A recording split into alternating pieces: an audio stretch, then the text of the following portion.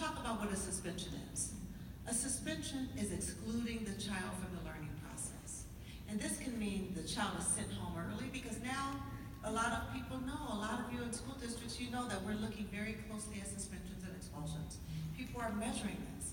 And so now we're getting a little creative and we're trying to avoid suspensions, but we do things like call the parents to come pick them up early.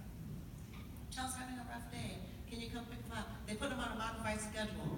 Well, you know, we don't do much after lunch, so why don't we change the child's schedule so that they're going home right after lunchtime? Sometimes they do this before lunch, and that's creating other problems, because for some of these children, that lunch is a critical part of their day. It may be one of the most balanced meals they get that day. And then they say, oh, your child's not a good fit for the program. Perhaps you should find a program down the street. Or some parents are told, if you take your child out voluntarily, they won't have a suspension on their record. So we're becoming very, very creative in suspending children from school. But the formal definition of suspension is when a child is asked to leave the program or the premises, school premises, for a specified length of time because of inappropriate behavior. But we know suspensions show up now in a variety of ways.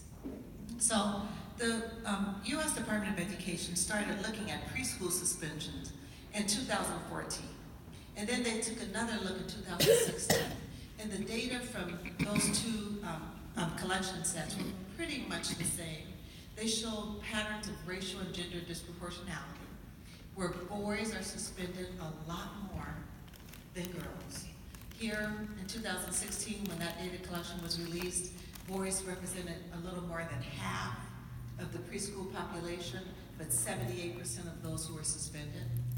And it showed patterns of racial disproportionality, where African American children are nearly 4 times more likely to be suspended than their white counterparts. And this was very, very alarming to see where African American girls are 20% of the preschool female population, but more than half of those girls who are suspended.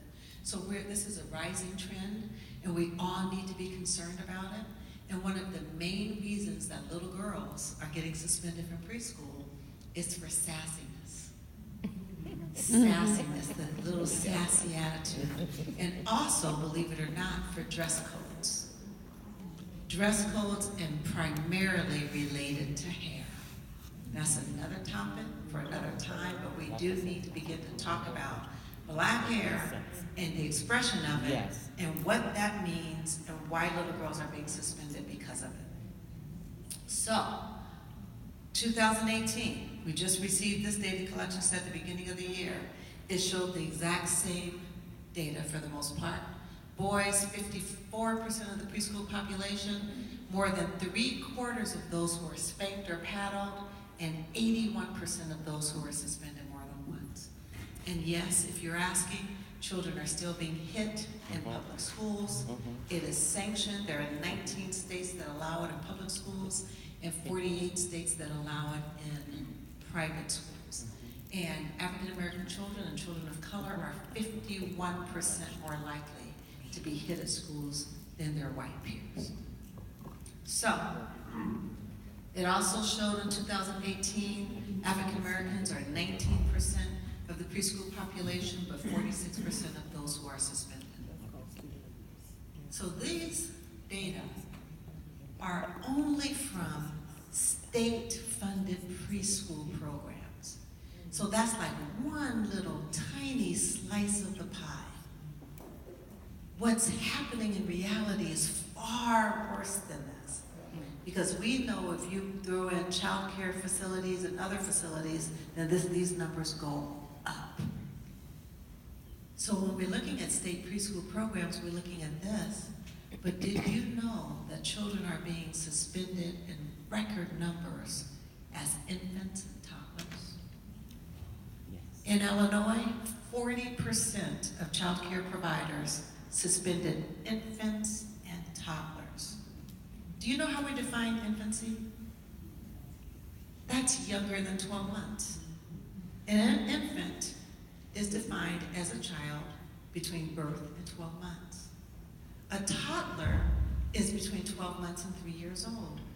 So babies are being suspended while they're still in diapers, while they still aren't talking or walking at all. In North Dakota, 20% of programs suspended children, and of those, 53%, more than half, were infants and toddlers, and 31% were preschool children. We have to ask ourselves, when did we start throwing children away? When did we decide a baby needs to be kicked out of a program and told to never come back? So what do you think the #1 reason for suspending toddlers is?